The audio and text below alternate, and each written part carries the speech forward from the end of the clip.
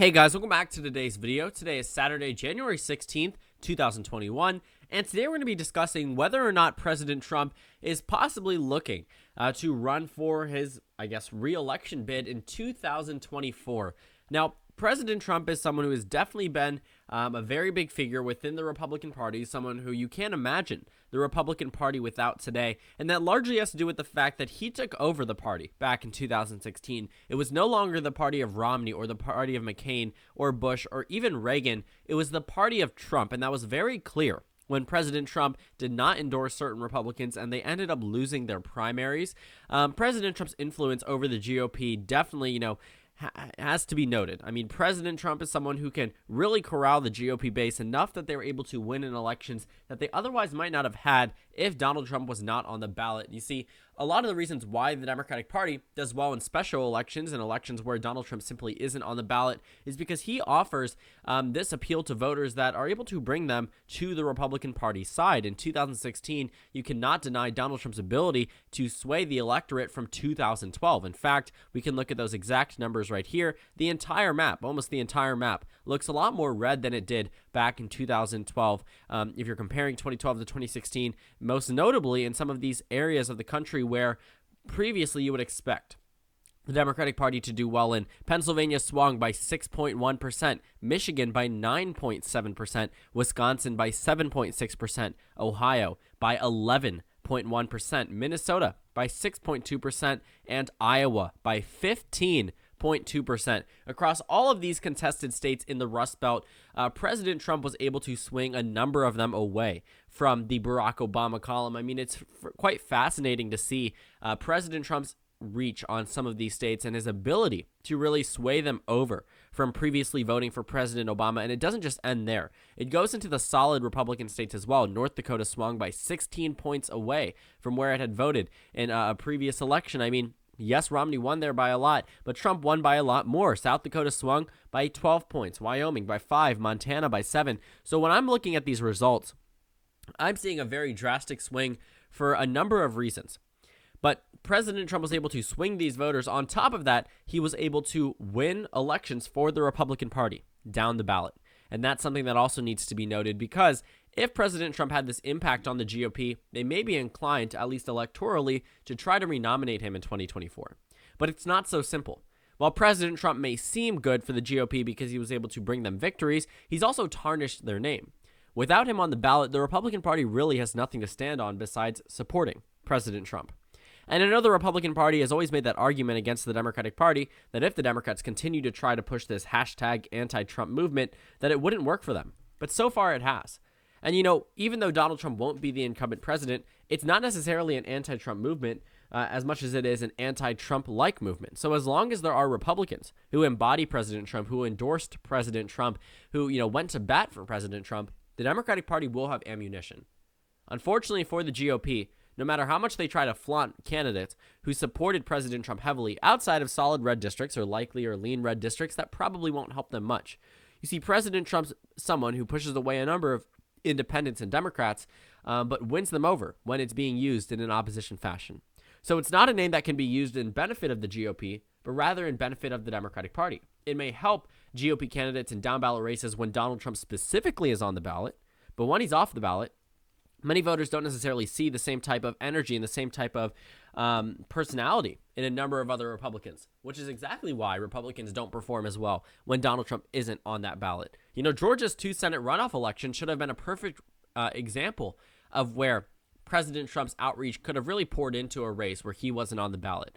But when we saw a number of those Republican congressional districts actually not turning out in numbers that they should have been and not voting in numbers that they should have been, and there was just a very much larger raw vote decrease in terms of Republican share versus Democratic share from the Senate elections that were held in November 2020, well, it was very clear that without Donald Trump on the ballot, many Republicans, many rural Republicans specifically, weren't too inspired to show up and turn out.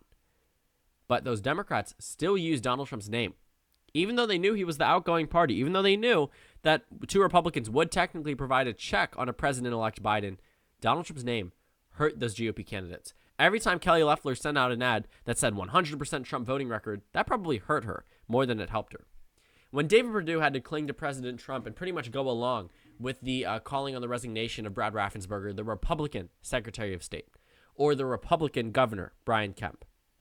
These are things that really hurt a number of Republicans' chances, most notably, Brian Kemp in the future, but David Perdue and Kelly Loeffler, and that's why the Democrats were able to win there. But it looks as if President Trump could actually try to run for president again in 2024. Based off the opinion polling data, well, you will see that President Trump has only been recently floated as a potential name. I mean, nobody really expected him to run again if he lost the election. But as we all know, that President Trump is a very different type of candidate, someone who really provides surprises to the overall American electoral discussion. So President Trump has been recently polled for 2024, and he's been leading consistently.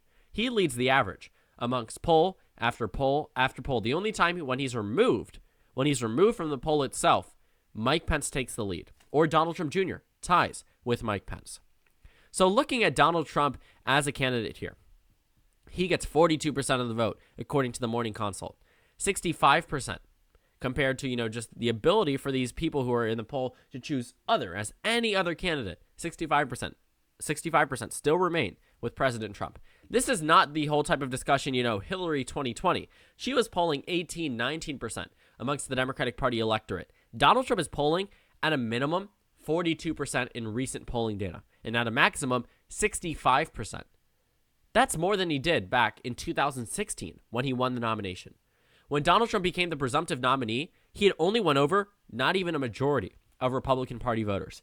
But because the Republican Party has a system in place where many of their elections are winner take all, it comes to a point where just winning 45% is enough to give you the entire slate of not electors, delegates in the Republican primary. Which is why it was kind of troublesome for those never-Trump Republicans when Cruz and Kasich remained in the race. At an even worse point, when there were plenty of other Republicans. I mean, Donald Trump seemed like he was the front runner, but he was never winning the majority of the vote, even through the end. He was never the favored one amongst the majority of Republicans. And that was the problem for a number of these never-Trump Republicans, because they didn't acknowledge that. Many of them looked at it and said, as long as they're keeping him under 50%, so be it. But once he started winning those big states, big states, I mean, we're talking Florida, coming close in Texas, keeping Ted Cruz under 50 points. It was enough that the delegate system was able to favor President Trump in many different ways at the time, just Donald Trump, in many different ways that he didn't need a majority in a number of these states to win. He could win delegates, and he did win delegates, a lot of delegates, a winner-take-all system, with 35% of the vote. Nowhere near the required, overwhelming majority in the Democratic primary. I mean, the Democratic primary is a much more, I would say, meaningful process because the candidates have to visit all of the states. If a state is certainly locked up, it's a pretty, sure thing that the Republican candidates won't visit those states. If you're looking at Texas, Trump really had no type of incentive to visit Texas. He didn't think that he was going to be the one who could come close in Texas, but he ended up being it. But if you're looking at the, President Trump's performance in a number of these states, had a Democratic candidate received the same type of votes in their primaries, the election, I haven't said this in a while, the delegates would have been split much more evenly amongst the Democratic primary, which is why Bernie Sanders was allowed to stay in the race a month after Ted Cruz and John Kasich. Hillary Clinton had some very comparable wins to Donald Trump in a number of states. But because of the Democratic primary system, that election continued to go on because even if Bernie Sanders received 35, 40, 45% of the vote, he would still win a very big portion of the delegate count, or not even Bernie Sanders, any other type of candidate. But when Donald Trump won 45 and the rest of the candidates got 30 and 31, he won all of them in a number of states, which was largely the problem. You see, in 2024, if the Republican Party refuses to acknowledge that Donald Trump would be negative, if we actually compare the 2020 election versus 2016, there was a lot of support lost. More in terms of electoral votes if you compare 2016 to 2012. Or if you compare, looking at the previous elections, 2012 was a much more Democratic election because if you look at the swing from 2004, I mean, this was insane to see. I mean, North Dakota swung 19 points, Montana swung 18. But if you're looking at the previous elections, looking at 2016 versus 2020, you would not want to replicate this. You would not want to shift the entire country to the left yet again when the entire country had already shifted to the left. So if the Republicans fail to consolidate around a candidate the same way they did in 2016, they did not consolidate around Cruz or Kasich or Rubio or even Carson.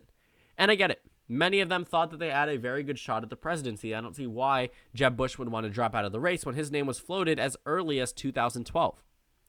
Or why a number of other of these candidates, such as John Kasich, who went from 3 points, ended up finishing with 18 points, why he would want to drop out too early in the race.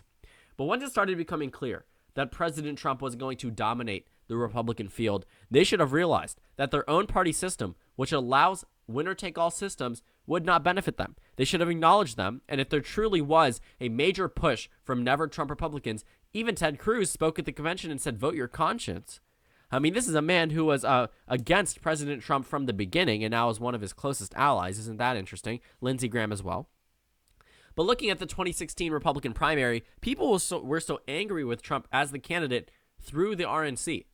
I mean, a number of these Republicans didn't jump on fully to President Trump until after he had won the election. They were criticizing him to the end until they realized, yeah, this guy's going to have more power than you. But in 2016, they failed to consolidate around a candidate, and that's exactly what they're going to do in 2024 unless they're able to choose one. I can't imagine Mike Pence would be that candidate, but maybe Nikki Haley. Maybe a return of Ted Cruz, Marco Rubio, even Mitt Romney. President Trump, for the sake of the Republican Party's victories, needs to lose the 2024 Republican primary. Because if he wins it, I can't imagine the electoral map looking any more red than it was in the 2020 election. Can't imagine it. It probably would not happen. If we're looking at a number of these states, if we're looking at where Biden would do better in, it's possible that Biden is able to narrow down. I don't know if this goes by margins. We could narrow that. We could see a narrowing down of Texas, a narrowing down of Iowa and Ohio, possibly a flip in North Carolina. Trump might retain Florida, but by a narrower margin. Arizona might expand in favor of the Democrats.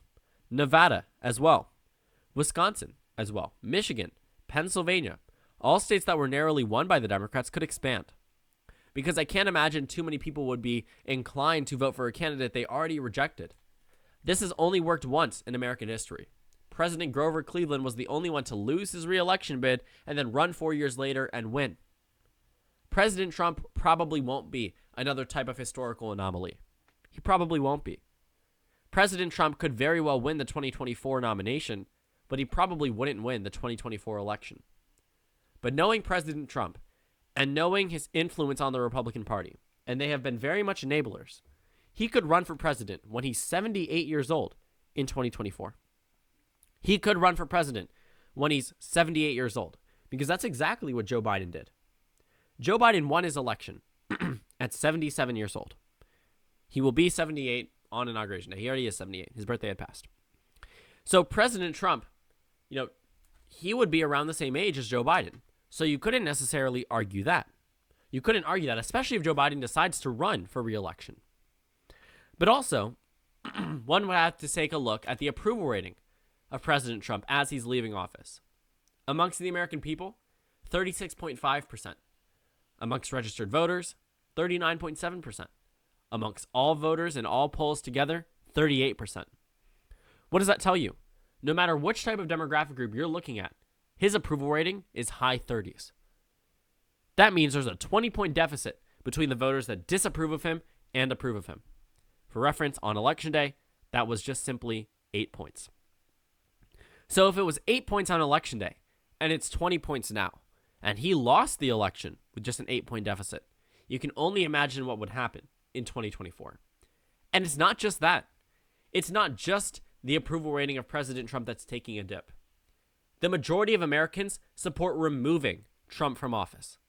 This doesn't mean impeachment. Impeachment approval is higher, much higher. Removing means the Senate would remove him from office and potentially bar him from running in 2024. If the majority of Americans approve of this, and for reference, Joe Biden received roughly 1% less in the popular vote than the amount of Americans that support him, that means there's crossover from the Republican Party, from the independent voters who voted for Donald Trump that support now removing him from office. And this is assuming 100% of Biden supporters support removing Trump from office. And it actually might be too bold to assume that. Only 85% of Democrats support removing him. 1 in 2 independents do the same thing. 16% of Republicans support removing him. But 16% isn't enough to deny him from a renomination in 2024. Donald Trump could be on that ballot for 12 years straight. 2016, 2020, 2024, and then the next time there wouldn't be a Trump on the ballot would be in 2028, on the presidential ballot, at least. And that largely has to do with the fact that Donald Trump has formed a very solidified following. A very solidified following. New numbers show that 92% of Trump supporters believe that he should undoubtedly be the 2024 nominee for president. 41% of moderate Republicans agree. That's a pretty significant portion to start off with. If he can win them over again the same way he did in 2016, and the Republican Party doesn't coalesce around a candidate, because if they do that, they can deny him from those winner-take-all states. They can do it, but the question is, will they? The Republican Party saw it happen in 2016. And many of them, thought they were going to pay the price for it, but didn't. They ended up paying the price 4 years later when Trump lost his election in 2020. The Democrats retained control of the House, and they won back the Senate. This is the first Democratic trifecta since the election of 2008. The last time this happened was the first time Obama was elected. This was a long time coming, 12 years for the Democratic Party, when they controlled all 3 parts of the government. Well, technically, 2 parts of Congress and the presidency. They don't control the Supreme Court. Far from it, actually. But looking at these 2016 numbers, if the Republicans look at this and they don't acknowledge what they did wrong previously, they could be in for a Trump nomination in 2024. He's hinted at it multiple times, and I wouldn't put it past him. If you're a viewer, you're talking to me about this, you probably wouldn't put it past President Trump for running for re-election in 2024. He has the ego to do it. He has the money to do it, raised over $200 million for his Trump legal team that can be used in 2024, technically. So everything that has been done by Donald Trump seemingly actually has pushed him to potentially run for president in 2024, and the numbers only agree with him, that he should do it.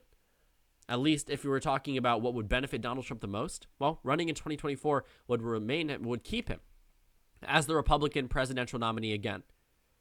I mean, people wouldn't really expect it if this was any other type of normal election timeline, but Donald Trump is definitely someone who has surprised us time and time again, and he will probably do so in 2024. So my initial thing is that I think Donald Trump is eyeing up a 2024 bid, and the more numbers of these polls that are released will only enable him, will only encourage him to do so. But I think the Democratic Party is really counting on the fact that he leaves office with one of the lowest approval ratings of any outgoing president, and an approval rating that has dipped so significantly since the election. 7 points in terms of approval. The disapproval rating goes up 7 points. Not something you would want to be too happy about leaving as an outgoing president. And the fact that the majority of Americans support removing him from office with just very little time left to go, I think is super significant as well. So thank you guys so much for watching this video. Make sure to comment down suggestions below. Subscribe on the left if you haven't already, and check out the Instagram and Twitter. At the bottom left of the screen, there's also a Discord server for you to go ahead and join. On the screen, there's a video you can watch, and then a playlist for my post-2020 election videos. Again, thank you guys so much for watching, and I will see you all later today.